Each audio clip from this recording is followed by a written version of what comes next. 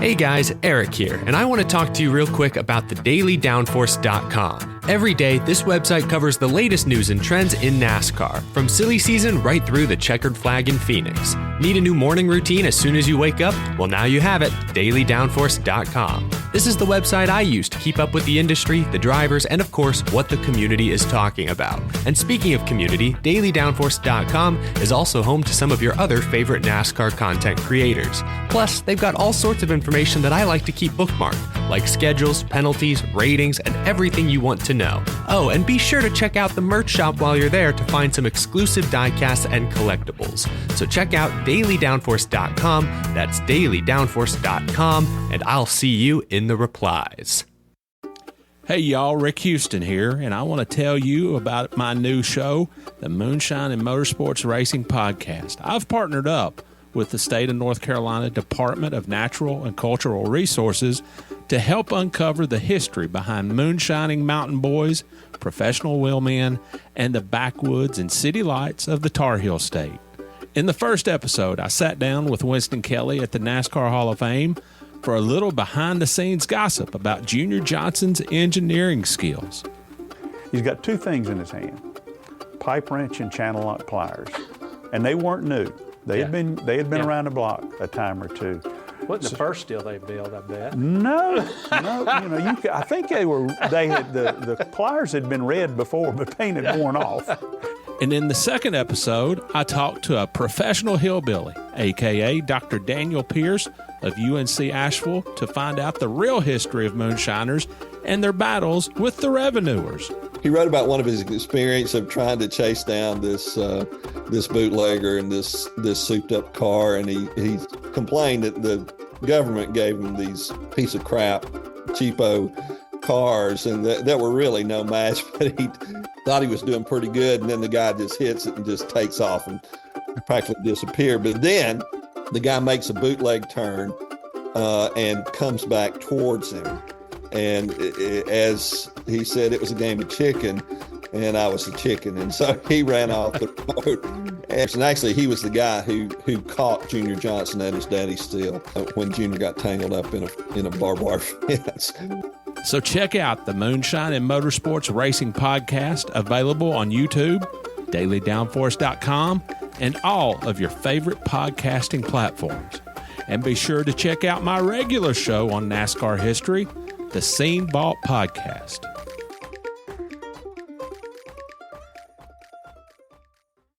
Hey there, NASCAR fans. Have you got your copy of the latest edition of NASCAR Pole Position Print Magazine? If not, there's no better time than now to subscribe at polepositionmag.com. NASCAR Pole Position is the only print magazine covering NASCAR. Officially licensed by NASCAR, NASCAR Pole Position Magazine is published throughout the NASCAR season, and each edition is an instant collector's item, packed with great feature stories and photography. The magazine is even mailed to you in a poly bag for those who love to collect NASCAR memorabilia. At polepositionmag.com, you can even find past issues available to purchase. Get your subscription to NASCAR Pole Position and get great NASCAR content delivered straight to your mailbox throughout the season. Learn more at polepositionmag.com. That's polepositionmag.com. Welcome to the Pickup Throwdown Truck Series podcast, the only NASCAR podcast that's always down to truck. And now, your host, Dale Tanhardt. Ladies and gentlemen, welcome to the second edition of the Pickup Throwdown podcast. I am your host, Dale Tanhardt, and I'm joined by Mr. Correct, Mr. Fortune Teller, actually, Joshua Lipowski, because he guessed correctly that Corey Heim was going to be the guy that comes out and wins at Circuit of the Americas. Remember, this is a podcast, brand new podcast covering the NASCAR Craftsman Truck Series. We're having a lot of fun already. It's been a hot start to the season, and you could say there's arguably nobody hotter than Mr. J. Lipowski 18. That's his Twitter account. You should go follow him. I got to leave it to you. Corey Heim just won at Circuit of the Americas. We're getting ready for Martinsville. Go ahead, give us your little bragging right take on your Corey Heim pick.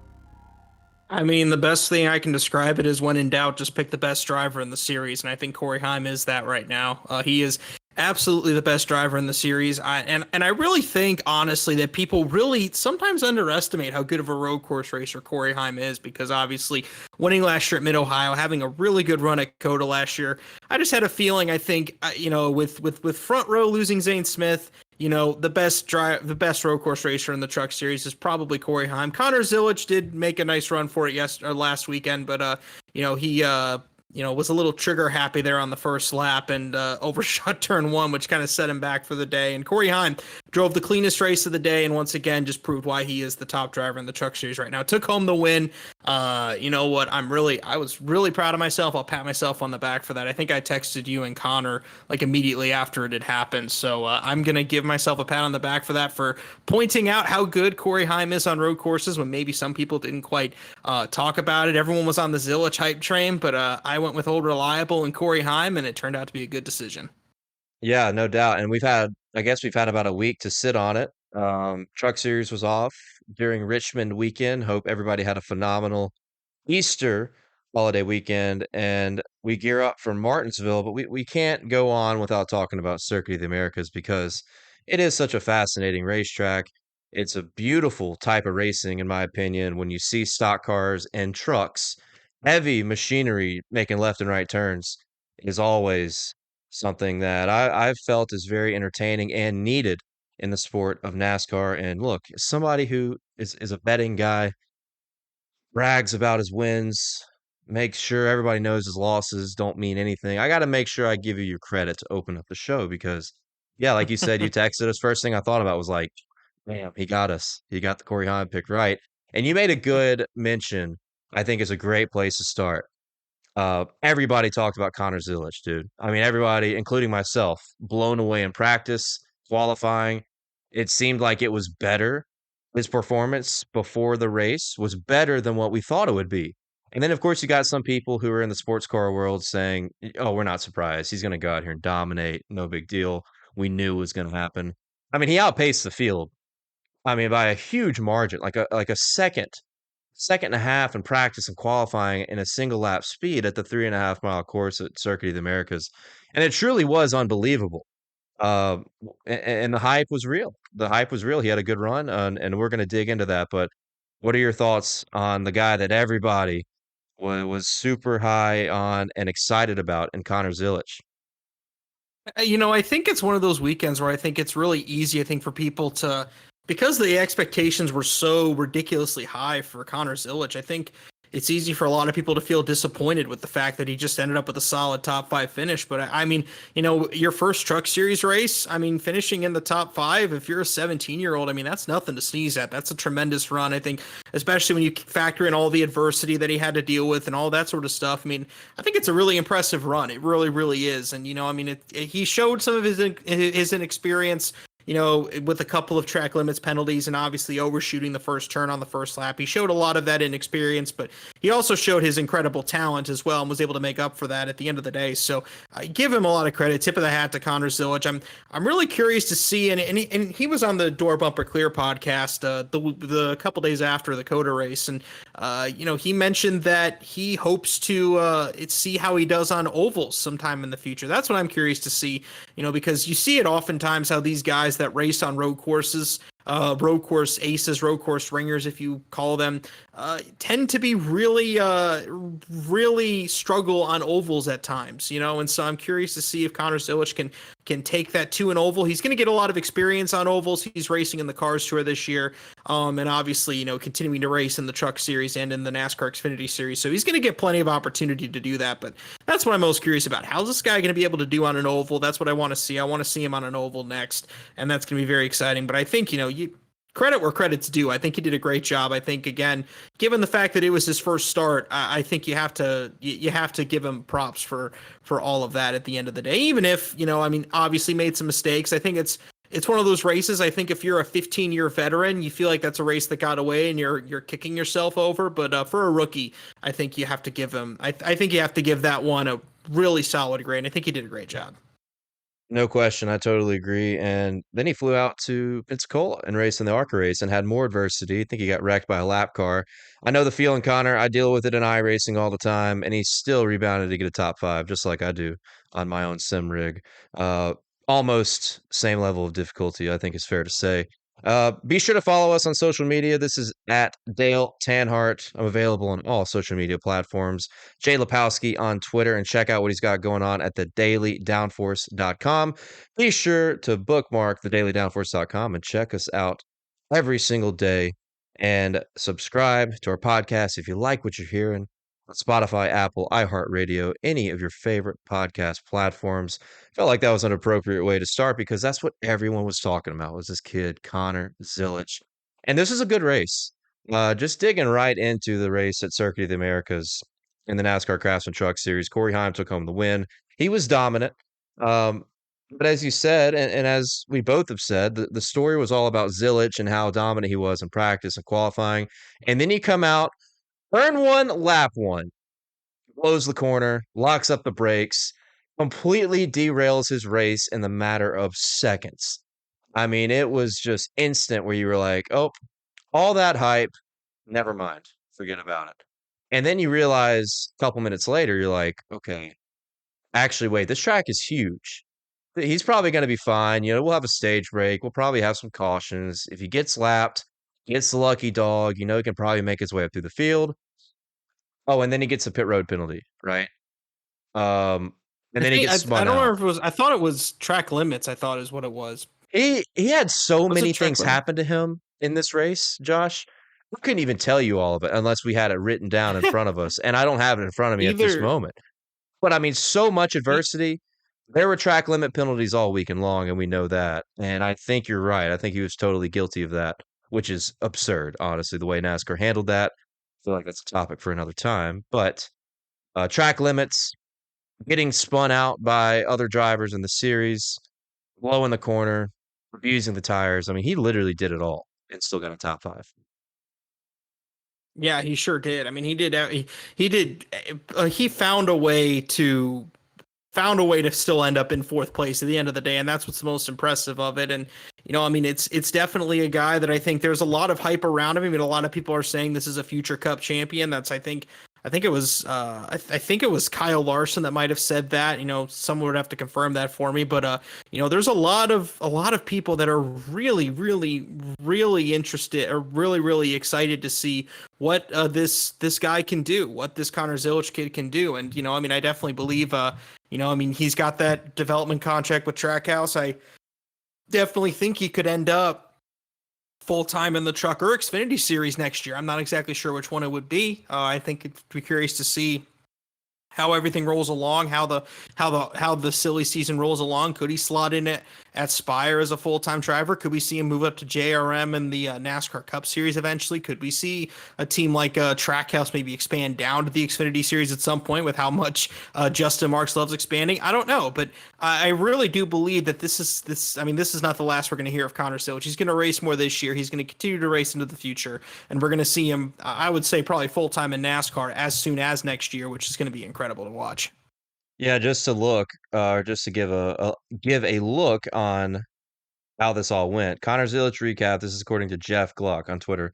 Starts on the pole, blows turn 1, falls to 34th, gets lapped while making repairs, gets the free pass, gains 14 positions in 2 laps.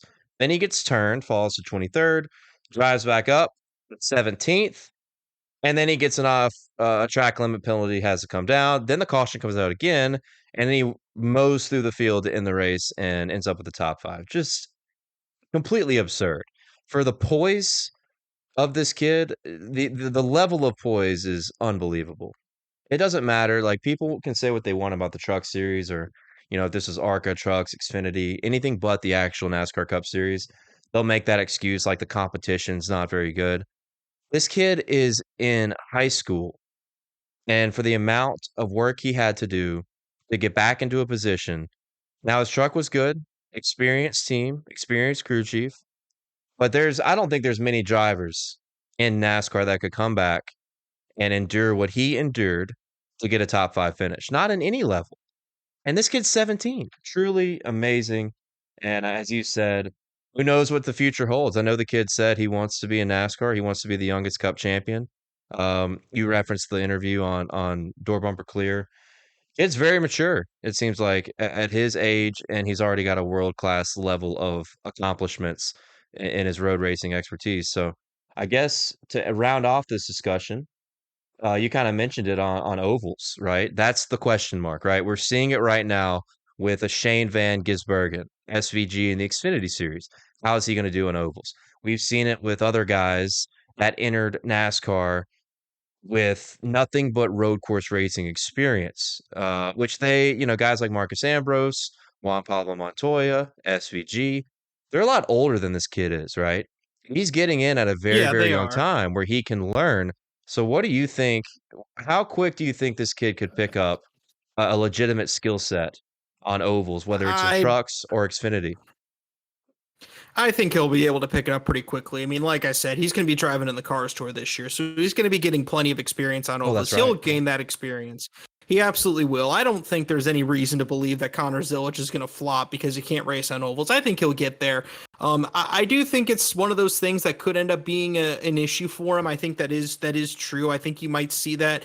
I think you might see that struggle on ovals. Maybe something that kind of creeps up every now and again, probably particularly early in his career. I think you might see that maybe like in his first years in the Truck Series, maybe early on in his Xfinity career, maybe early on if he moves up to the Cup Series as well. But either way, I think I don't think he's going to have the same issue that SVG and like Juan Pablo Montoya, Marcus Ambrose had, because you have to remember, I mean, those drivers were racing in the they were racing road courses their entire career, even well into their adulthood, into most of their racing career, and then just kind of switched to ovals kind of on a whim. Connor Zilic is learning very young, and it's not like he hasn't raced on ovals before. Even though, yes, primarily his youth was spent riding on or driving on road courses, but I think he's going to pick it up eventually. He's young. He has plenty of time. He's going to have every bit of leeway he needs to make that happen, and I think he's going to be just fine. So I don't think you're going to see him struggle too much, but I do think you might expect him maybe to struggle on ovals, particularly early in his career at any series that he heads to. Yeah, I'm glad you had mentioned the Cars Tour earlier. That's a big deal because that's a very competitive series, and that will bode well for learning and gaining some solid experience on ovals when he does get more opportunities throughout the NASCAR rankings. He is the story of the weekend. We had to spend some time talking about him, but about this race, the story that I think is actually extremely slept on as I look at these results. And it's interesting because it's been a topic of conversation for us in the first episode, talking about Tricon. It felt like we got caught in a rabbit hole talking about Tricon Garage with our predictions, right? They placed 5 trucks in the top 10. Not Obviously, bad. Corey Heim won. Taylor Gray, second. Taylor Gray had some adversity early on. I mean, he had damage. He had a tire going down. He had all sorts of problems. He came back and finished second. Jack Hawksworth, a guy that I feel like everybody slept on, partially because of the Connor Zilic hype. This is a guy that is a quote-unquote road course ringer who has a lot of world-class road racing experience, whether it's in IndyCar, IMSA, whatever else he has actually raced that requires left and right turns. But the point is he's got world-class experience. He hops in a truck, runs top 5 most of the day, and Tricon's quote-unquote all-star truck in the number 1 and gets a P6. And then Dean Thompson, E9, Tanner Gray, P10. I mean, just an amazing day for Tricon Garage. And one thing I didn't forget, you said something. I can't remember if it was your hot take on the opposite side of the spectrum when we talked about Tricon and you predicted Corey Heim to win this race. What did you say about Taylor Gray? You said something about Taylor Gray. It wasn't about Taylor Gray. I just mentioned how I felt that Tricon, I felt without Corey Heim, I feel would not be nearly in the place that they are. I felt like Tricon was kind of being carried by Corey Heim to some extent. And now, do you I'll feel be honest, I different think my about words.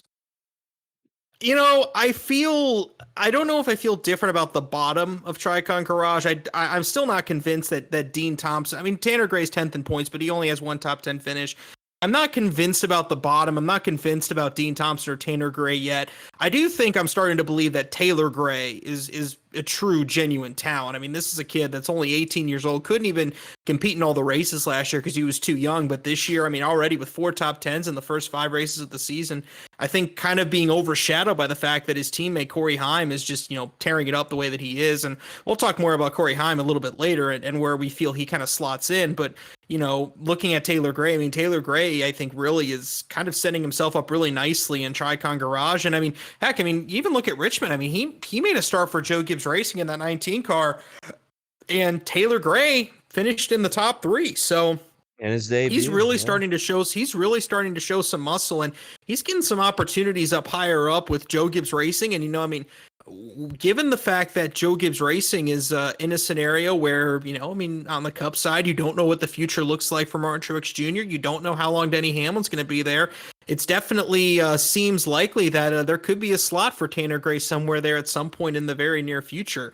And I think that's going to be very interesting. Unfortunately, Corey Heim is kind of looking like the oddball out there at Toyota, which, again, we'll get into that a little bit later. But, I definitely like the trajectory that Taylor Gray has. I'll eat my words a little bit with Taylor Gray. Again, I'm still not convinced on Dean Thompson or Tanner Gray either. I'm not convinced on either of those, but Taylor Gray, particularly. I mean, I'll give him some credit. I'll tip my cap to him. Impressive performance. And I think that was my rebuttal on the first episode. Was like, dude, Taylor Gray. I think my rebuttal to you on the Tricon deal was like, Taylor Gray is going to be good. Now I didn't expect him to go out right in that Xfinity race, and it's still early. I mean, I gotta have something to say just because I don't even want to talk about Ross Chastain. It was my pick. I said he was going to dog walk the field, and he wasn't even close. He did get a top 5 for Nice, but I didn't expect Taylor Gray to go out in the Xfinity race you just mentioned and get a top 3. I mean, holy cow, that was an amazing, impressive run at a track that's generally not great to rookies, talking about Richmond. But nonetheless, Tricon really nailed it at Circuit of the Americas, putting guys that not just Jack Hawksworth and Corey Heim, who you might expect to be good at a road course, but the other 3 guys I don't think have really proved enough on left and right turn courses, and they all filed in the top 10, which is a huge accomplishment for that program, in my opinion. And I think that's a little overshadowed when we talk about Circuit of the Americas. As I mentioned, my pick, Ross Chastain, P5, disappointment on my end, as he was my guy. Thorsport had a pretty good run with a couple of their guys, Ben Rhodes, Ty Majeski, both in the top 10. Ty Majeski, kind of a sleeper on these road courses, right? He's been in the conversation a few times here, Mid-Ohio, which is now not on the schedule anymore. We'll talk about that later. But Ty Majeski with a podium, another guy that he's a guy that you hate to bet on because he leads laps, he dominates, and he just finds a way to give up races. And then you come to a track like this and you don't want to bet on him, and then he runs up front and gets top 3 and contends for the win. What do you think about old Ty Majeski here? Ty Majeski is kind of one of those guys that I feel like, a little bit underrated, I think, in terms of how he is on road courses. I mean, I think he had, I don't remember what it was at Mid-Ohio last year. He might have gotten a stage win. I don't remember if that was him or if it was Ben Rhodes. But Ty Majeski's a guy that really, I think, a little bit underrated in terms of how good he is on road courses. He's had some good results there before. So, you give him credit, a solid run, and I think definitely something you're looking for if you're Thorsport. I think given the fact that, here we are 5 races into the season, and Ford is yet to win. Ford is yet to win in the truck. I think I could be wrong on this, but I think Ford is yet to win a race in any of the 3 national series as of recording this. Now, note, we are recording this before the Cup Series race at Richmond, so it's possible Ford could end up getting a win at Richmond and make me eat my words a little bit more. But still, I think that's important for just Ford and for Thorsport to get an event like that. I think, again, back to my point last year at Mid-Ohio, this dude led 17 laps last year at Mid-Ohio, had a really solid effort, had a top 3 run at Circuit of the Americas, last year as well. So you just kind of go back to the end of last year. A guy whose road course prowess, I think, kind of flies under the radar a little bit, but really, came up with a good effort yesterday. And I think, better than people give him credit for, was the highest finishing Ford in the race yesterday. And a good run there for Ty Majeski. Yeah, you said it. I do remember that Mid-Ohio race. I think he ended up getting in an accident with his teammate, Ben Rhodes, who I mentioned finished 7th in this one at COTA. And You're actually spot on about the Ford stat. That is crazy. I know they had mentioned that. It feels like the broadcast has said something about it each week, and now we look up. We're 5, 6 races into the season, 5, 6 weeks into the season. They still have not won. Pretty remarkable when you consider Ford has won. Ford swept the championships last year. And I know the Yeah, format, yeah, you could say whatever about the format being yeah. a little bit different in regarding Now, how the if a Cup championships Series determined, driver, but yeah, if a Cup Series driver if a Ford Cup Series driver wins at uh Richmond, then obviously we'll eat our words. But still, like I mean, it's the point's still there. I mean, it's just Ford just in general. Like I mean, they talk about how rough Ford's been in the Cup Series. I mean, you even looking down into the lower series. I mean, it's just been a tough ride here for Ford. I mean, just haven't been able to get a whole lot going. The closest they came was Ty Majeski finishing second to Kyle Busch at Atlanta. I mean, it's been a tough road here for Ford here to this point here in the season. But again, I mean, a positive result there for Ty Majeski. And, obviously with ThorSport kind of being that flagship Ford program, I mean, these are kind of the big three. When you're talking in the truck series, like, I mean, if you're talking about, like, if there's like a big three race teams out there, I'd say you definitely say Toyota's flagship team is Tricon. Chevy, it's kind of a toss-up between Bill McAnally and Spire. I'd probably give the slight edge to Spire, just because of the fact that, they have more wins and, I mean, just the resources that are there behind them. And obviously the investment in young prospects there more so than we see at Bill McAnally. And then ThorSport is the flagship team for Ford. So, I mean, that makes it even more important for drivers like Ty Majeski and Ben Rhodes and all those guys to have good efforts and good results, because I mean Ford is relying on ThorSport to get the results in the truck series. So very, very good outing there for Ty Majeski last weekend. yeah, it's going to be interesting to see what happens at Martinsville, a track that you would think is in the Ty Majeski wheelhouse with his short track resume and his short track accomplishments. We'll get into talking about Martinsville a little bit later. I want to talk about one more storyline, arguably the biggest storyline of the weekend outside of Connor Zilic, and honestly probably bigger because of the general social media impressions this one deal created.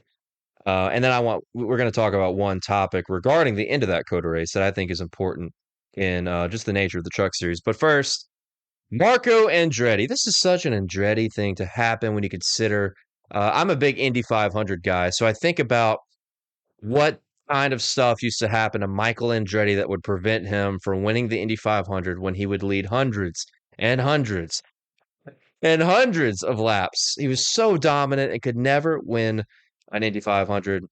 And this seems like something right up his alley that might would happen. Marco Andretti, he didn't lose one wheel. He didn't lose two wheels.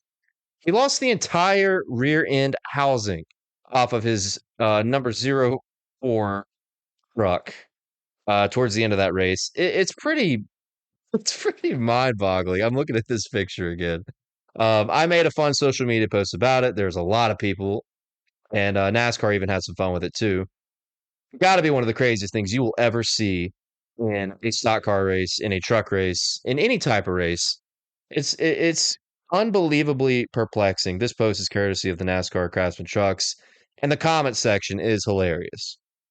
And like I said, this incident with Andretti generated just an unbelievable amount of impressions throughout all social media. What were your thoughts, Josh, when you saw this happen on the broadcast?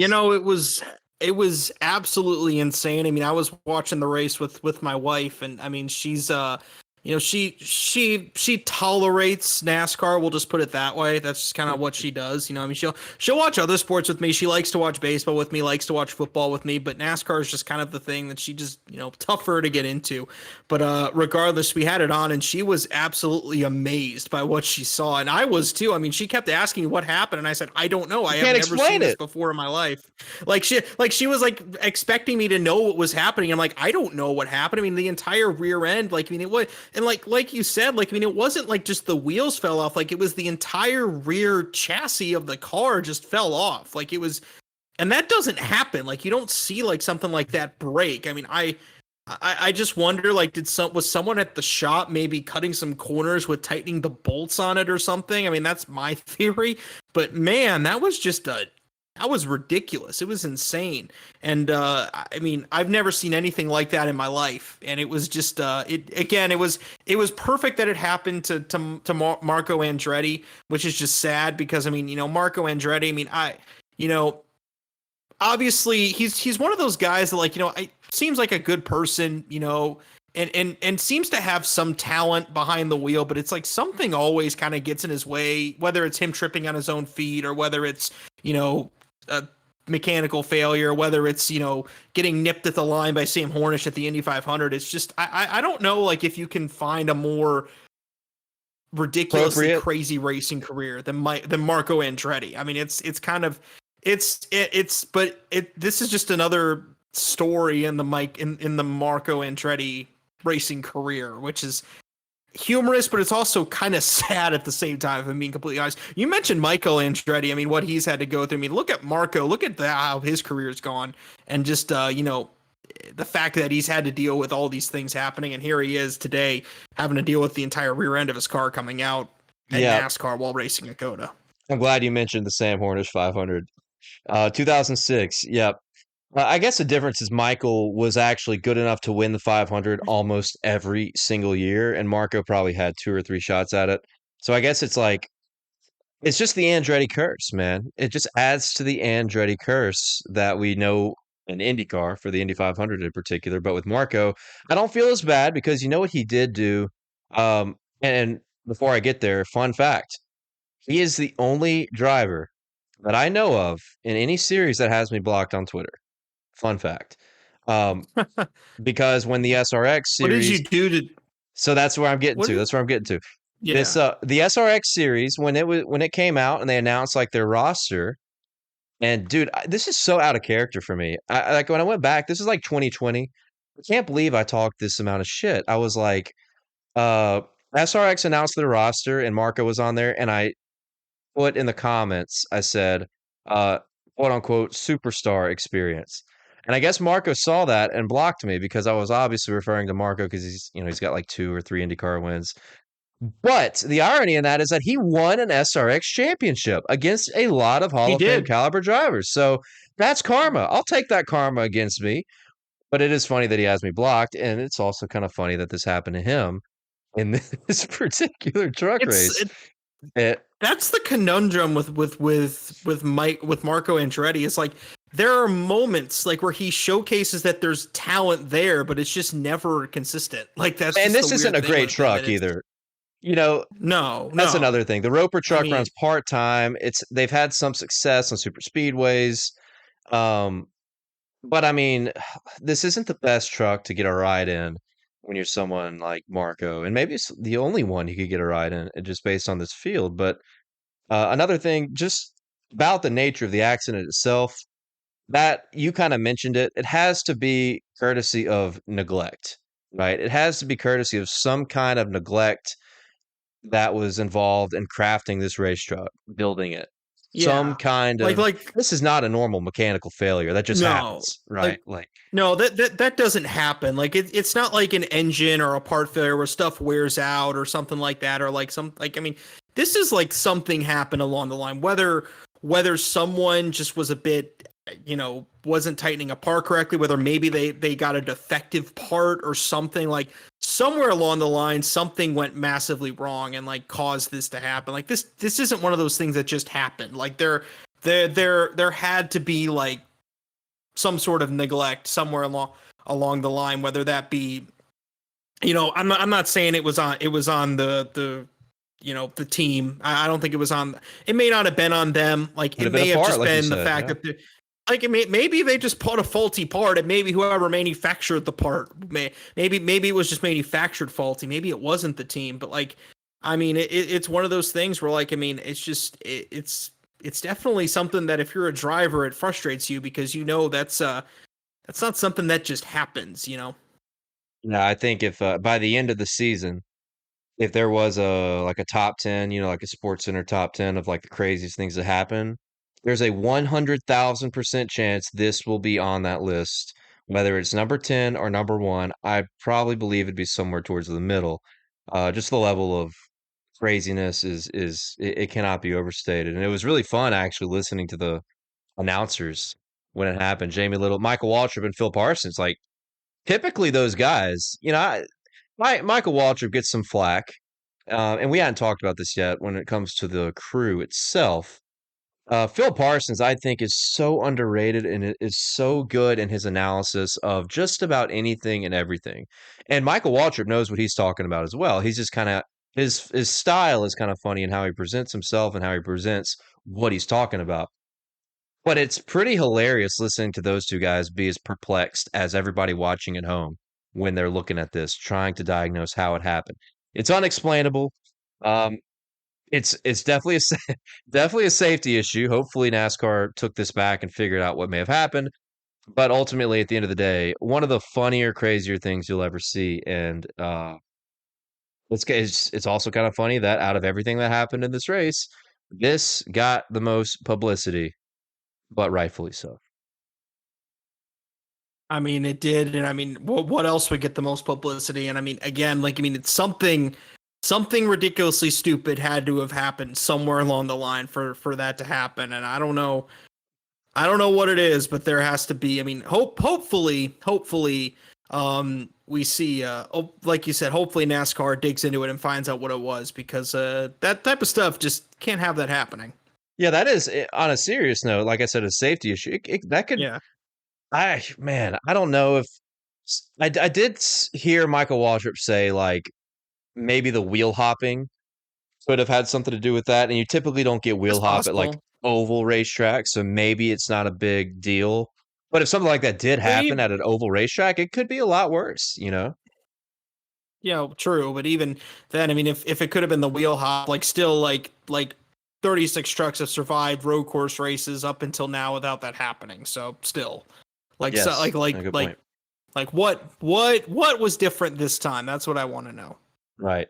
Who knows, man? Hopefully NASCAR will find something. It's been a week. Maybe they have found something, but at this point in time, we do not know, but we did enjoy it. It brought some fun to the NASCAR Craftsman Truck Series last weekend. Now, on the same topic of, I guess, on the flip side of this same kind of topic with like a quote unquote back marker, mid pack type of truck causing a late race caution, I wanted to talk about something with you about just the conduct of the truck series, which I feel like, obviously it was a topic at the end of last year. And I think the racing etiquette overall outside of Daytona has actually been pretty good in 2024. Vegas was a good race. Bristol was a good race. Atlanta actually was not a complete wreck fest like people would have labeled it as heading into that weekend. And I thought Circuit of the Americas was pretty good. My one problem, and this is about in particular with Lawless Allen and the number 33 truck causing a late race caution, 2 to go, which Lawless had a lot of problems throughout the day. Some people thought he intentionally wrecked somebody. I can't remember what driver that was, but sometime in the middle portion of the race looked like he just took a hard left in the S's and just cleared somebody out. But the topic for me is about these guys that are back markers or just mid-tier, back-tier guys in the series causing unnecessary cautions and manipulating outcomes of races. I also have PTSD from like 2016 Jimmy Johnson when I thought Carl Edwards, had that championship wrapped up. And then everybody thinks it's kind of a phantom caution because of the 32 car, the Go Fast racing machine that just had some smoke. It looked like a tire rub. Everybody debates whether there's debris on the track and that. Point is here, how do we solve these type of problems with lower funded trucks? Maybe you could say drivers that are less experienced, slightly maybe less talented, just youthful drivers and machines that have problems. How do we put a stop or at least mitigate the problem of back markers deciding outcomes of races? Because in this situation, like Corey Heim got the job done. Corey Heim smoked the field and deserved to win that race by a huge margin. And with a late race restart, could have easily been taken away from him, and he did a hell of a job holding on to the win. But in future scenarios, with the Truck Series, and we did see this in the Xfinity Series as well, by the way, SVG, had the win taken away from him because of a late race restart due to a backmarker race car bringing out a caution with like 3 to go. So I want to ask you this, and we'll keep it to the truck series because it is a little bit different. How do we fix something like this from happening more often? I wish I had an easy answer for you, Dale. There's no easy answer to that question because, You're right. I mean, there are 36 trucks, 32, 36 trucks out on the track at one time. And, it's just the reality that no matter who it is, whether it's a guy at the front of the field, whether it's a guy at the back of the field, I mean, it's still a caution no matter what. And I think sometimes, we get so caught up in how oftentimes races are affected when back markers, mess with the front of the field. But I mean, even if there are cautions at the front of the field, it always messes with guys in the middle or the back of the pack as well. So, I mean, that's just part of racing. I mean, it's one of those things where, I mean, people talk about when people talk about races naturally playing out, I think sometimes people by that sense mean like a race that goes caution free. I mean, that also means that cautions happen, and that also means that cautions do result in things. And, that's still the natural flow of a race. Like, I mean, the Lawless Allen caution wasn't a result of something premeditated by NASCAR. It just happened, and NASCAR had to throw a caution. That's a natural flow of the race thing. And, it's one of those things where, it's just part of the race. And sometimes the race goes one way, goes another direction. I don't know if I can call it a problem because I don't know, again, I mean, I just think it's just part of racing. And I think it's just one of the things you just have to accept. Unless there's intentional crashing at the back of the field, which is one thing, but I wish, which we have seen. I wish I had an easy answer. Yeah, I wish I had an easy answer for you, Dale, but I don't think there is an easy answer to this. Unfortunately, there's just not. I'm here to ask the hard questions, Josh. And it is a hard question because it's great to see the truck series have full fields like they did, 10, 15 years ago. I feel like it's always, and maybe not always, but as far as I can remember, it's always been 36 truck field. And we've had a few races here and there over the past few years where we've had like a 32 truck field, 33, 34.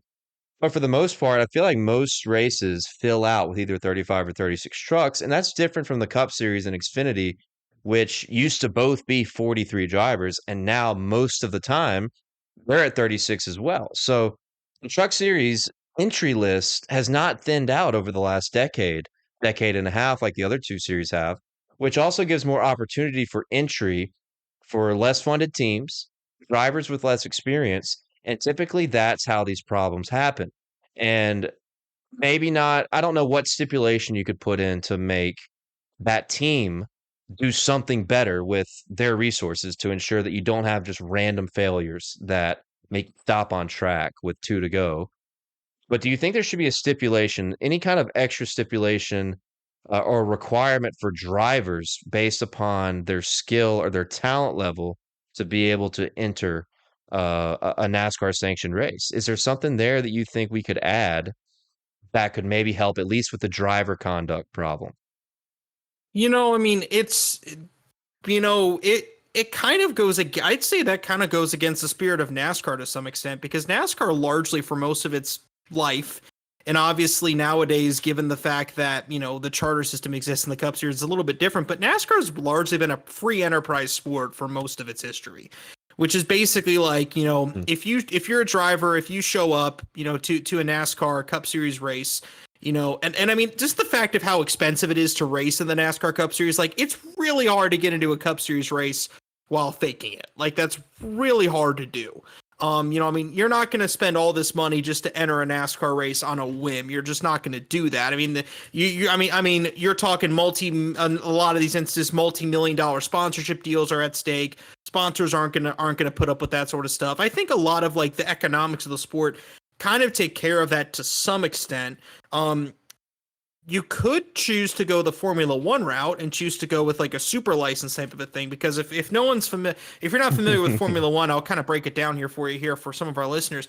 In Formula One, if you want to race in Formula One, what you have to do is you have to is that as you race professionally, and you can even do this racing in NASCAR too. I've actually learned that as well. But a long story short, what you have to do is, as you race professionally, you earn points towards your super license. And if you gain enough points to earn a super license, that's the only way you can enter into Formula One, is if you have a super license. This is why Colton Herta wasn't able to enter NASCAR. That's where that whole controversy came from. So you could choose to do that. If you were NASCAR, you could choose to say, like, you have to finish, earn a certain amount of points in the lower series kind of to get there. But then again, you have to figure out a way, how do you kind of police that? Like, how do you weigh things like the NASCAR Weekly Series versus the Cars Tour and stuff like that? So, it's definitely one of those things. I mean, there's options out there to do it. I think there definitely are. But at the same time, do I think it solves the problem? I don't know if it necessarily does, because, I mean, if you even see in Formula One, like, does anyone believe that Lance Stroll is one of the 20 best drivers in the world? No. I'm not convinced, Right. So it's not a perfect system at the same time. So I would say this much. I think it's probably about the best that it can be. The only option is to try to just shorten your fields if you want to go that route. Maybe instead of it being a 36 truck field, go down to maybe 32 trucks, or go down to 30 trucks or something like that. If you want to do that, if you want to go that route, that's your best option. I don't think then you deal with people want. But then again, you deal with the publicity of a smaller field. I mean, as soon as NASCAR shortens the fields, people are going to be on them saying, like, like the fields are smaller as NASCAR struggling. Like, that's the PR hit you take if you're NASCAR, because it doesn't matter if NASCAR, the reality is that, even if NASCAR completely honestly says this is all about just trying to better the competition throughout the field, people are going to speculate about whether or not this is really an economical decision. That's what people would do. And so as a result, that's the risk you'd run if you choose to make fields a little bit smaller. And that's kind of the thing that you have to live with. So, it's not an easy position. I don't envy it, but I think, again, I'll just go back to this comparison. If someone near the front of the field crashes late in the race, that screws the race over for a guy that think about it. Like, what if a guy that's been riding in 15th all day, that 15th is a great finish for him, and then he gets bumped out of the way in a late restart, falls back to finish 24th to 25th. His race got completely screwed over by a guy at the front of the field. Do you think because Corey Haim spun out on the last lap, do you think that means Corey Haim shouldn't race next week because he screwed over the guy that finished 23rd instead of 15th? I don't know if I'd say that. So I agree with that sentiment. The difference is, we're talking about a scenario in which somebody's like 3 laps down, next to last, versus someone like who could be in 15th. I think as a fan, a somewhat logical fan, you would be less upset about someone battling hard for 13th or 14th, bringing out a yellow, than you would somebody 33rd, 8 laps down, who just came back on track, and they get into a scuffle and bring out a caution or have some kind of failure, right? So I think there's a difference there. But I love what you said about comparing it to the F1 deal. And, could NASCAR implement something that is a little more watered down, a more watered down variation of that? Maybe. But I think where NASCAR is at, they kind of like the chaos. Let's just be real. I think they like the chaos in NASCAR, in any NASCAR National Series. And they probably don't hate when those moments happen. So I doubt they would actually implement anything like this. And another thing, too, is that we have less start and parks than we used to have, right?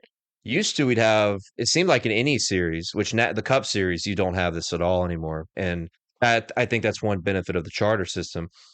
Used to have a lot of start and parks, 4 or 5 guys that would just qualify and they'd get a paycheck, pull it in the garage, and they come back and try it again next week.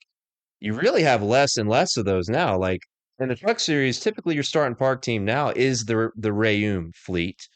And now it seems like more than ever, they're doing less and less start and parks. And that's, I think that's a worthy thing that just came to my mind while you were talking, is these guys that used to be one and done, run a couple laps, park it, get a paycheck, they're now attempting to run the majority of these races. And I think with the variables we've been discussing, that kind of, allows for this type of stuff to happen more and more. And I also love what you said about the free spirit. The free spirit of NASCAR is uh, a non-difficult barrier to entry. It's another way to put it, right? So while the barrier to entry is difficult for Cup because of said charter system, there still is a mantra that the NASCAR system gives out of if you've got a race car and you've got the money and your driver has a NASCAR approved license. I don't know exactly how that all works, but if you've got the variables to just enter, you can enter. So yeah, maybe it is best if you don't touch it. I think it is important. It's an important discussion though when it impacts races and potentially can impact championships as well. And we saw it almost completely impact this race in the Truck Series, and it did impact the finish of the Xfinity Series race, which was an awesome race. So yeah, the chaos. Some people like it, some people hate it. I think it just kind of it is what it is at this point. But it is an interesting and important conversation, and I appreciate your input there because I think you said a lot of really good things with your comparisons and just your general thoughts about the topic itself. Yeah, and it's one of those things where I think you just kind of have to accept reality. I think to an extent, you just have to accept that this is just part of racing, and you know what I mean. And at the end of the day, I mean, whether or not you like it or not, I mean, the great thing about sports is that everybody, I mean, you know, the rules, the playing field it's as level as it can be. The rules are the same for everybody, and so as a result, you know, I mean, you know, anybody can make an impact on the race in that sense because the rules are the same for everybody, no matter if you're first or whether or not you're 25th. So it's just part of the deal. You know, it's just part of what happens when you know you're racing in motorsports, is that just the races impact things. And you know, I mean, obviously, you know, it's something to watch out for if you're a backmarker. Absolutely. And I mean, I'm not saying that backmarkers should wreck leaders at the end of the race. That's not what I'm saying. But all I'm saying is that, look, I mean, the rules are the same for everybody. And you know, I mean, if it just happens to be that someone in the back of the field ends up wrecking towards the end of the race, then, well, you know what? That's just racing, and you know what? You have to you got to find a way to work your way past that and find a way to make it, no matter what. Yep, I agree. It is what it is. Moving on, COTA was fun in the Truck Series. Obviously, as we discussed, the Truck Series had the weekend off. We got 2 straight weeks of racing with Martinsville coming up on Friday night, and then Texas the following weekend, and then we have another hiatus for the next race. So before we get into Martinsville, I want to do like a little rapid fire. Me and you were talking before we started recording about a set of guys. There's an article coming out on the Daily Downforce that you're talking about a very important set of drivers, kind of like a progress report. And a very good point that you made was we have hit just about every track type in the NASCAR Craftsman Truck Series leading up to this weekend at Martinsville. We've hit a road course, we've hit a short track, we've hit a 1.5 miles, and we've hit a super speedway. And I guess you could technically say 2 with Daytona and Atlanta. But we've hit the majority of the track types that are going to break down most of the schedule heading down the championship run into Phoenix. And these 5 guys that we're going to talk about here have been the staple of the series in all actuality, outside of a Kyle Busch win. These 5 guys, young guns in the sport. And I think we should do a rapid fire segment starting with these guys. And I'll start with you, and we'll go back and forth here, and each give our 2 words to describe each driver on this list. 5 young guns. I just think of the Gillette Young Guns, man. Oh, what a time!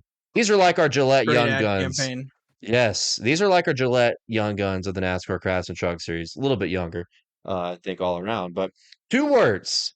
Be a nickname. It could just be 2 words to describe each one of these drivers. I'm going to start with Raja Caruth. Go for it. All right. So for Raja Caruth, I'm just going to say be patient. That's how I'm going to describe Raja Caruth, because Raja Caruth's a guy who he's really come on strong this year. He's found himself a win. But Raja Caruth is not a guy you're going to see in the Cup Series immediately. And the reason why is because he has a lot of investment coming from Hendrick Motorsports, HendrickCars.com, the top team in all of NASCAR, one of the top teams in all of motorsports, quite frankly. And so as a result, with Hendrick being as invested as they are in their current Cup Series crop for the next few years, I'd say give Roger Cruz some time. He's not going to be in the Cup Series immediately. I think it's going to be probably another couple of years before he gets there.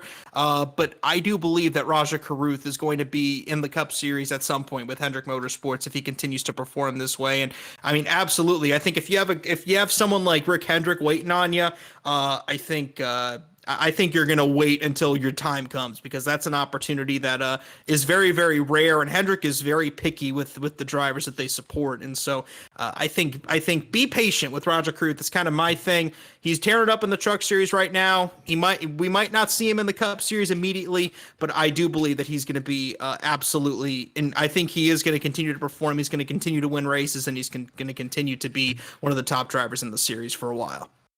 Be patient. That can be a virtue in life in general, but you're exactly spot on with that.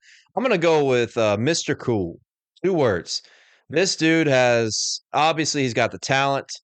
Everybody loves the come up from iRacing. It's the most awesome way to make your way into an actual real life physical sport, is to come up from a video game. Back in the day, video games had this representation of being for nerds and dorks. No. Not today.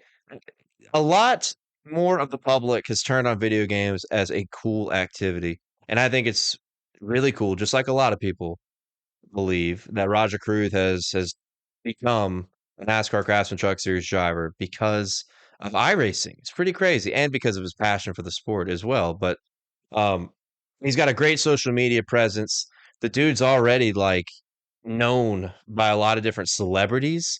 You should see his Instagram stories. It's crazy. Kelly Rowland reposted when he won at Vegas. That blew my mind. Mr. Cool. 2 words to describe him. You could call it a nickname. That's Roger Cruz. Mr. Cool. Moving down this list right here. How about Christian Eckes? 2 words. I guess to describe Christian Eckes, I'm going to use 1 word. I'm going to break the rules here a little bit, Dale, because I only 2 words or less. Him. Finally. That's what I'm going to do. Finally. Okay. 3 syllables. So there you go. There's your multiple there. But regardless, I'm saying finally with Christian Eckes, because this is a driver that kind of, showed some promise for a few years there, when he was with KBM, but he never really could quite be consistent. That was kind of his biggest problem. He can never consistently run up front. Well, all of a sudden he has a breakout year, winning 4 races for Bill McAnally a year ago. And then this year he gets the win at Bristol. Huge redemption for him to get that victory. So really good effort there for Christian Eckes. Finally, Christian Eckes is starting to show the talent that he's more than capable of. Time will tell if he ends up getting into the Cup Series here pretty soon. But finally for Christian Eckes, that's what I'm going to say. I broke the rules a little bit. Sorry, Dale. No, it's okay. I think 2 words or less is fair. I'm going to say underdog. And whether you call that 1 word or 2 words, underdog. When you consider this list that we're going through, I still feel like even with his level of equipment, even with how hot he was at the end of 2023, and he's been good to start 2024 already, the books always look at Christian Eckes up there with Corey Heim on how they value favorites when it comes to just betting lines, generally speaking. But when you look at this list that we're going through, as you said, kind of struggled with KBM on consistency. Also had a ride with ThorSport. Couldn't stay consistent enough with ThorSport. Now he's finding his prime. I think he's a guy that's got potential to move up through the rankings if everything comes together. Underdog is what I got for Christian Eckes, because it seems like when we go through this list, the one guy we'll always sleep on, at least with their ability to propel through the rankings, their outlook to propel through the rankings into the NASCAR Xfinity Series or for the Cup Series, I think Christian Eckes is the underdog. And I think maybe I wonder if he feels like he's a favorite himself. I wonder if he thinks about that. Probably not. Maybe. He seems pretty confident, but I like the term underdog. Or the 2 words. I'd say if I were him, I'd probably feel like I'm a favorite, but still, I'd say underdog, I feel, is pretty accurate, I would say, personally. Because when you think about these guys that we're going through, the storylines have been more around these other guys, it seems like most of the time, than they have been around Christian Eckes. So I think underdog appropriate. Let's move on to the next guy. He's been a hot topic. Seems like all year long. Was a hot topic today in the Xfinity race. Hot topic from us in our last podcast. Corey Heim. 2 words. Mr. Consistent. I mean, that's just what he is. I mean, this guy's top 10 rate is absolutely ridiculous. This year already has 5 top 10s in the first 5 races, has not finished worse than 6th. And then add to that the way that this dude performed last year. I mean, despite missing a race, being clearly the best driver in the NASCAR Craftsman Truck Series last year, 19 top 10s in 22 races. That means only 3 races last year he failed to finish outside the top 10. Overall in his Truck Series career, 46 starts, 34 top 10 finishes, 22 top 5s. That means almost half of his finishes have been within the top 5. So, I mean, just Mr. Consistent. Corey Heim is not a guy that you're going to see win. He's not a guy that's going to rattle off 7 or 8 wins in the season, but he's always going to find a way up near the front. And I think that's something that's really attractive to Cup Series teams up the ladder. So I'm going to say Mr. Consistent here for Corey Heim. Again, I wonder if funding is probably playing a role in the fact that he's not getting as many opportunities higher up the pipeline as other guys like maybe like Tanner Gray or Jesse Love are. But still, I think you have to give Corey Heim a lot of credit for just how ridiculously consistent he is. I'm going to go with chipping away, I guess, if you want to be technical. Kind of on the same topic or the same notion of what you say with Mr. Consistent. All he does is chip away with these top 10s, man. He's so consistent. And the best way, as you say, if he doesn't have the funding, which I'm not sure about myself, if he doesn't have that funding compared to these other kids that we're talking about, the best formula to overcome that is winning and running up front. Therefore, all he does every single race with how consistent he is, and if he continues to win more in 2024 than he did in 2023, he will continue to keep chipping away. So that's what I got for Corey Heim. I think we're on the same page on how we view him. Next guy, another guy that's been a fun dude to talk about. Nicholas Sanchez, go. With Nick Sanchez, I'm just gonna go with fiery and confrontational. Those are the 2 words I'm gonna go with. 3 words. Nick Sanchez, I mean, obviously, yeah, I mean, definitely did fiery, confrontational, 2 words. I mean, obviously, Matt Crafton and you have, Stuart Friesen, both guys that have gone after Nick Sanchez, but he gets results out there on the track, got himself his first career win, has struggled a bit the last 3 races, but I definitely think Nick Sanchez is one of those guys. He's an absolute bulldog out there on the racetrack. He's not going to let anybody stand in his way. I definitely am curious to see how that translates further up the pipeline. Could we see him maybe turn into kind of like a Ross Chastain type of a character that maybe, just is ridiculously aggressive and finds ways to win in that way? Could we see a lot of that out of him? I'm curious to see, but Nick Sanchez, I got to go with that for him. Yeah, and I said 3 because you said and, not because, yeah, but that's fine. I'm going to go with psycho skill. Psycho skill, That's psychotic accurate. skill. Yeah, I mean, whatever. The kid has that feistiness, right? And we're on the same page with this one too. We've seen the scuffles he's gotten in. We've seen the talent. We've seen the skill level. The kid is a wheelman. I mean, we've seen him overdrive corners and have the rear end hanging out and just keep on chugging. I really like the talent level of Nick Sanchez. I like the aggression. He reminds me of Hocevar. He does give me a good reminder of Carson Hocevar in the Truck Series with the level of aggression and talent. But he just seems like with the off track, once you get out of the race car, take the helmet off, he's got that psycho ability to snap. I'm going to go with psycho skill on Nicholas Sanchez. And that brings me to our last guy here. Yeah, we've talked about a good bit. Again, Taylor Gray. This will be an interesting one. Go ahead. For Tanner Gray, I'm going to go with 2 words. I'm going to go with got next because Tanner Gray, he's the guy, or Taylor Gray, he's the guy waiting in the wings here at Toyota. Taylor Gray, I want to be very clear. Taylor. He's waiting in the wings here. He just got himself a top 5 in the Xfinity Series with the future Joe Gibbs Racing potentially in doubt with guys like Martin Truex Jr. and Denny Hamlin. Not sure how much longer they're going to stay. Could Taylor Gray have a future there at JGR? I don't know. Maybe in the Xfinity Series. I think that's going to be fun to watch. But I think at the very least, if Corey Heim moves up the ladder, then I think Taylor Gray could have some really good opportunities at Tricon Garage. So I'm very, very excited to see what Taylor Gray has. I think he's the next. I think he's got the potential to be the next big prospect that we have coming up here, kind of beyond this area. I mean, 4 top 10s in the first 5 races. He's already equaled his top 5 mark from a year ago with 3. Average finish of 7.2. Great start to the year for Taylor Gray. Kind of in the shadow of his teammate Corey Heim, but this guy's got next. He's the next man up. Man, I'm trying to think what I would go here. I love what you said, by the way, and as we've kind of reiterated throughout this episode. Poised excellence. Poised excellence. The kid is so calm. The kid, like, when you see him in his interviews and how he contains himself, he's very, very well just stagnant on his personality, right? Like, he's very, very calm, kind of monotone, just super chill, right?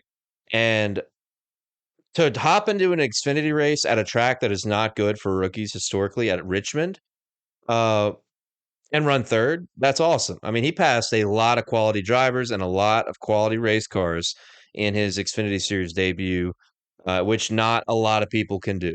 That transition between trucks and Xfinity is something that so many drivers have struggled with making their way up the rankings.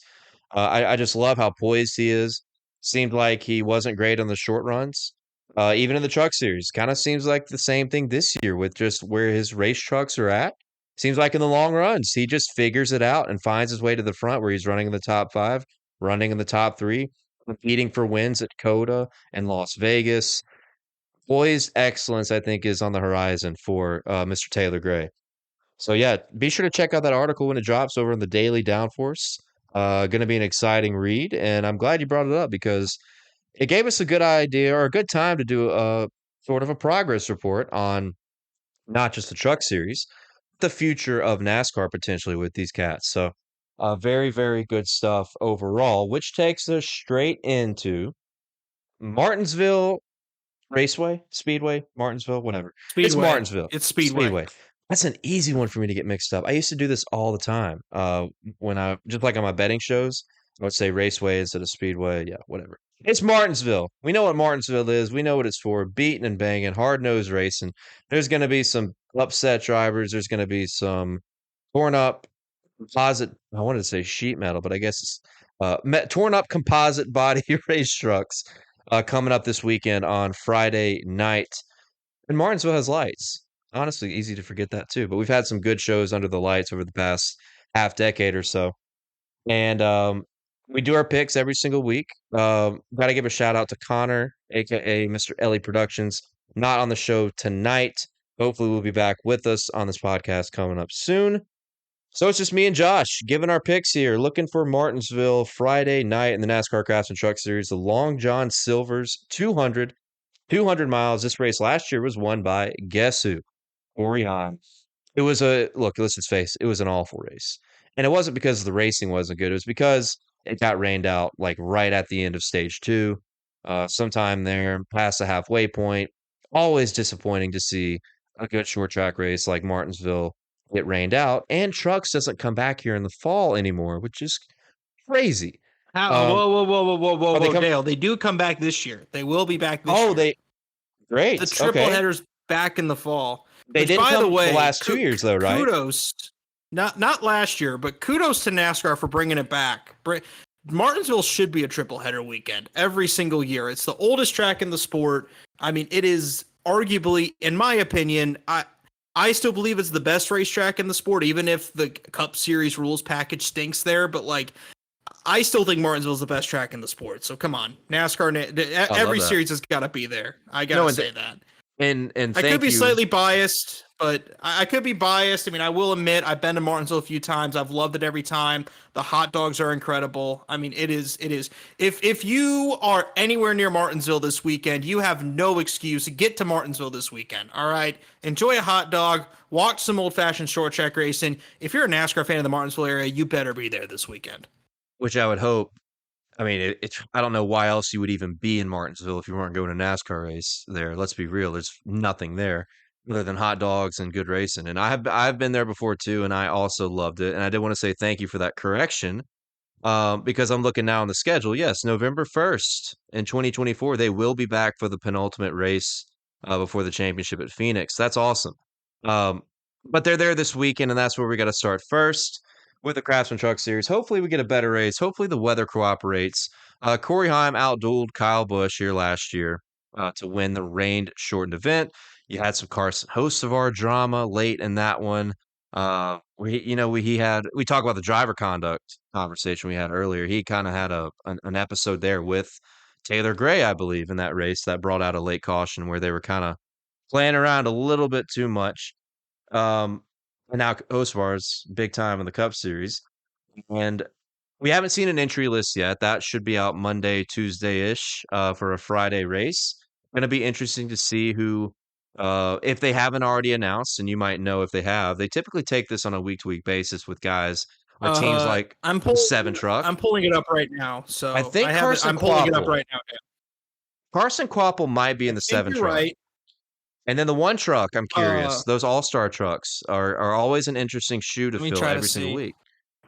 I'm trying to look and see if there's anybody interesting. I don't see any Cup guys because I have a list that keeps track of all the Cup guys, but I don't see any Cup guys on this list, which is kind of sad.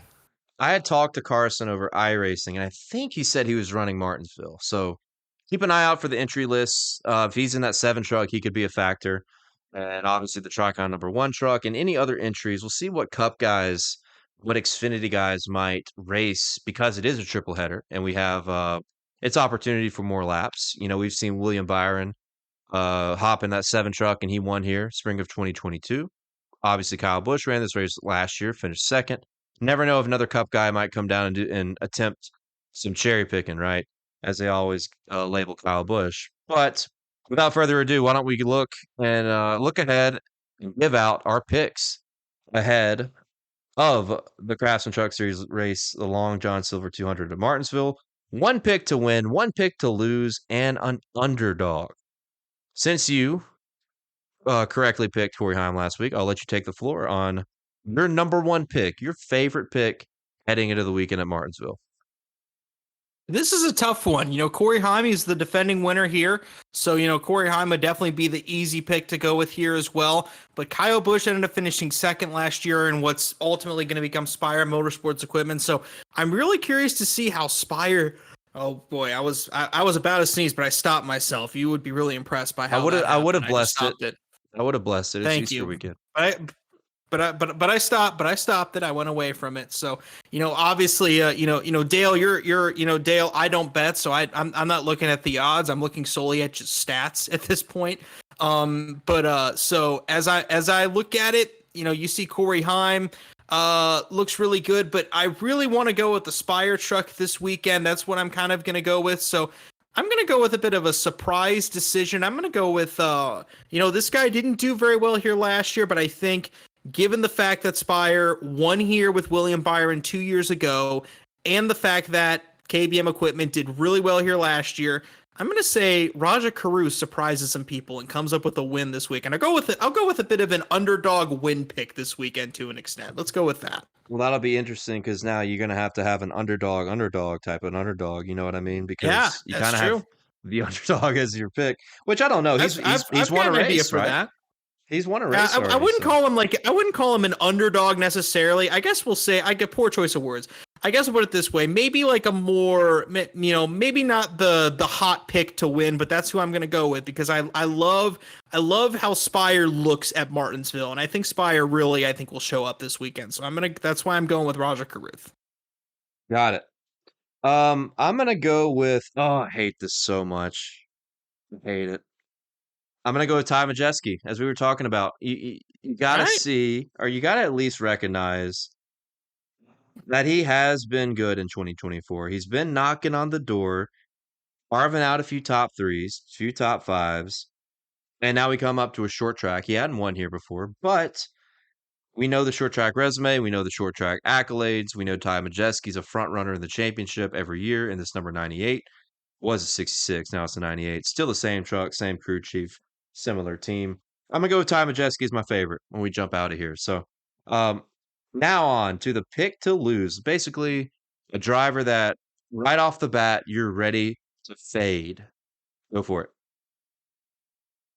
As far as fades go, this is going to be This is an interesting one because, Martinsville is one of those tracks that, a lot of underdogs can tend to surprise you here. And because, Martinsville is one of those tracks that so many drivers come up through the ranks racing at. So, it can be really tough to pick kind of a fade because of that. But for my fade, this may surprise some people, but I'm going to go with Christian Eckes because Christian Eckes last year, he only finished 15th at Martinsville. He did score a few stage points, but, was up towards, the top 5 for part of the race, but he ended up finishing in 15th. As a result, I'm going to go with Christian Eckes here this weekend to be a bit of my fade pick here for now. Okay, got it. I'm going to go with Grant Enfinger, the guy that is known as a good short track racer.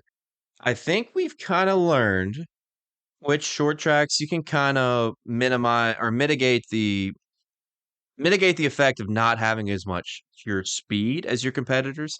But I think that is a scenario for this team. I think it's going to be a little while before we see this number 9 truck have legitimate top 5, top 3 speed, no matter what racetrack we go to. And yeah, they've got a good alliance. It is an independent team with a satellite to McAnally, and I think that's correct. I think they're with McAnally on just their engine power. So the team's going to get better, but I think based on what we've seen so far in the year, they don't have the pure raw speed to compete with the big dogs yet. And I think there's a lot of people that are going to say, oh, Grant Enfinger, great short track racer. Didn't run super great last year here from what I remember when he was still with the GMS team that has recently shut its doors. But I'm going to fade Grant Enfinger just because I think the quality of the truck is a little less than I thought it would be to begin 2024, considering his alliance. So I'm going to fade Grant Enfinger there. And I'm going to jump straight into the final pick here. The fun one, the most fun one, our underdog pick for the weekend. You take it away, man.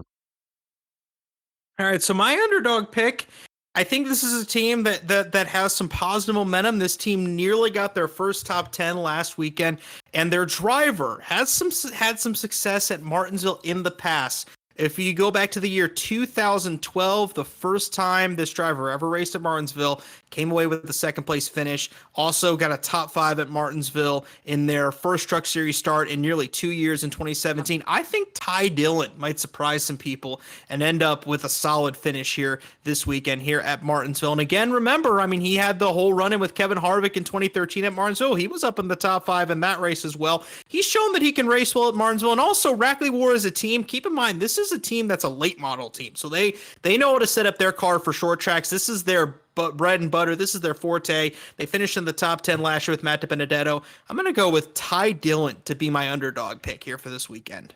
Man, yeah, he did finish 11th at Circuit of the Americas, kind of something that seemed a little bit forgotten. It's a big run for them considering how bad the year has been for Ty Dillon. Can you believe that throwdown with Kevin Harvick was 11 years ago? Oh my God, man, we are old. Crazy. And now Ty Dillon, full circle back in the Truck Series at Martinsville this weekend. I'm going to go with Lane Riggs. This 38 truck has been very good at Martinsville over the years, and we expect Lane Riggs to come out and be special on these short tracks. We got a glimpse of it at Bristol, not perfect by any means, but we know Lane is still a little bit raw in his talent, new with the truck team, new with just running laps and learning in general. This 38 truck has led a lot of laps, whether it was with Todd Gilliland or Zane Smith in 2021 or 2022. Ran well here last year with Zane Smith. Of course, different drivers who did have more experience.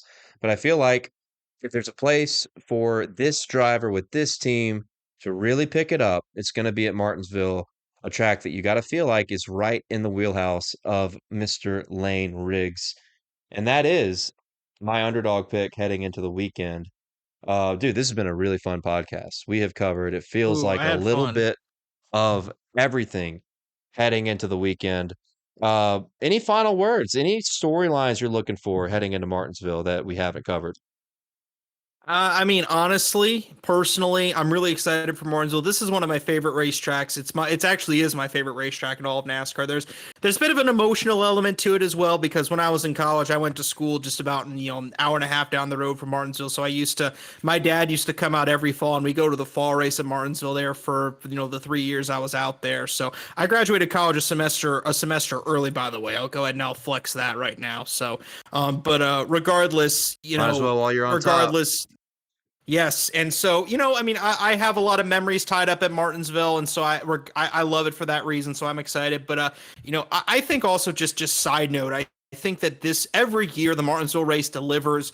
It's one of my favorite races on the Truck Series calendar. Every year it delivers in some way, shape, or form. I think if you're someone that maybe is listening to this podcast for the first time and you've never watched a NASCAR Truck Series race, I would say this is the perfect place to start, because Martinsville every year is a great race. It's short, it's sweet, it's it's bumping and banging, it's short track racing. It is everything that you want in a NASCAR race, and it's always fun every single year. It might get a little bit, hairy, might be a little bit dirty at times, but it's always fun, and that's what I love about it.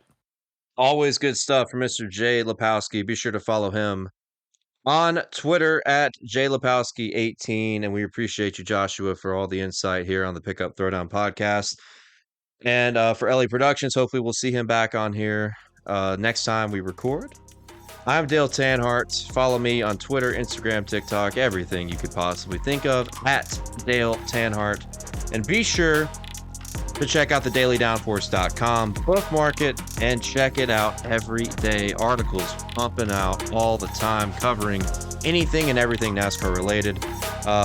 This has been a Pickup Throwdown podcast. If you like what you've listened to, please be sure to subscribe, rate 5 stars on any of your favorite podcast platforms. We appreciate you for listening, and we're excited to see some NASCAR Craftsman Truck Series action Friday night at Martinsville Speedway, and we thank you again for listening. Hope you enjoyed your Easter holiday, and enjoy the race weekend coming up. I know we will. Have a good one, and we'll see you back here next week.